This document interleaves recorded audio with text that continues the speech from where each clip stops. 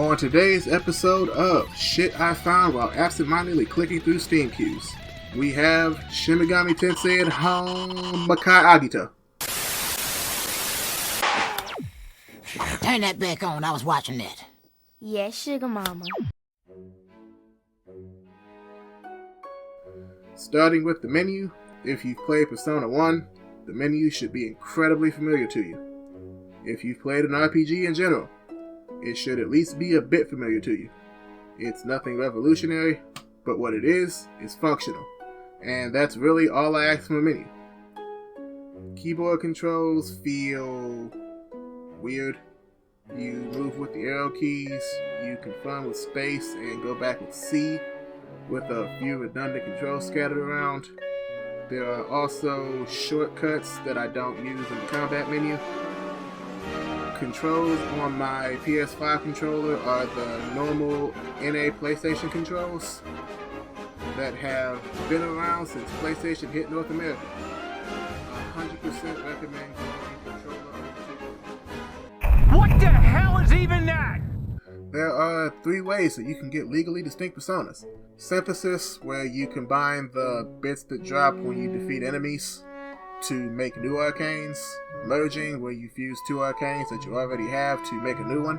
And tribute, where you offer money or an item to arcanes and random encounters.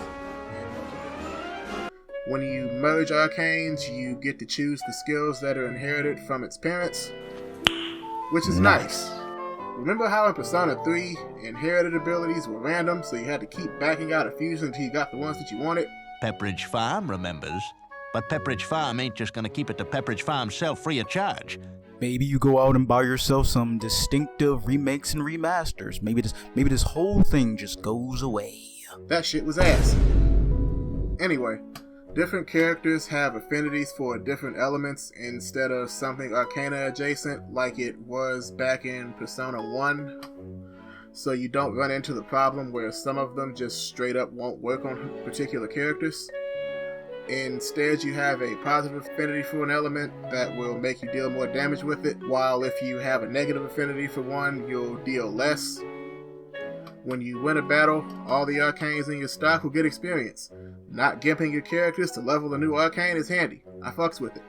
So the overworld has you moving around a little shape, like in Persona 1, and basically every Shin Megami Tensei that has map movement. And just like in Persona 1, the dungeons are first-person mazes. However, unlike Persona 1, attacks come in short, medium, and any range with a front and back line, instead of having specific anal-retentive areas of effect and formations that would get reversed when you're ambushed, leaving you a sitting duck while enemies kick your teeth in. I'm not bitter, you're bitter. The inside of the aforementioned dungeons look a lot like the old ones from PS1, which adds to the nostalgia factor for me. Combat is a standard turn-based affair. If you're an SMT vet, there are no press turns here, and that makes targeting weaknesses less of a priority. In fact, that brings me to my next point. Physical attacks are so cracked. Man, shut There's very little reason to bother with magic.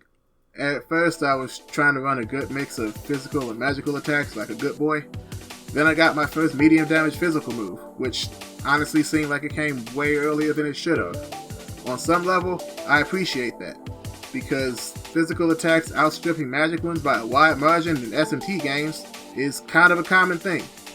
And incorporating the jank instead of just cribbing the aesthetic, me at least, shows a genuine love for the original material, and I'm here for it.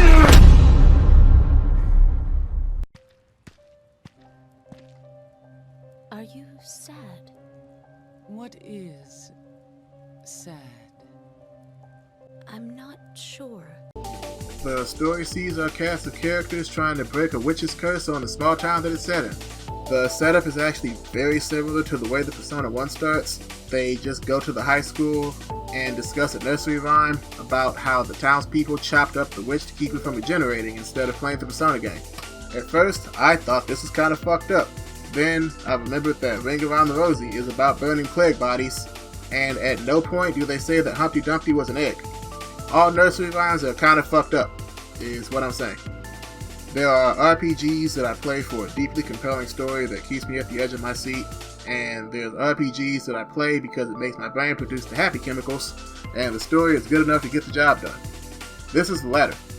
At the end of the day, this game took me right back to when I discovered Shin Megami Tensei back in middle school, and started losing my mind over Pokemon but with gods and demons, while my friends swore I was lying.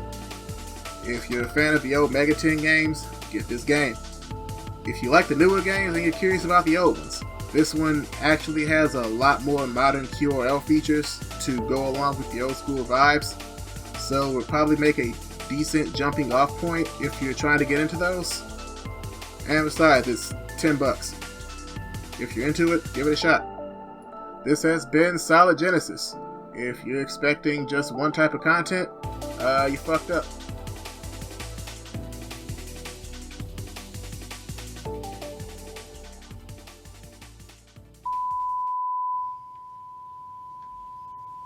That's it?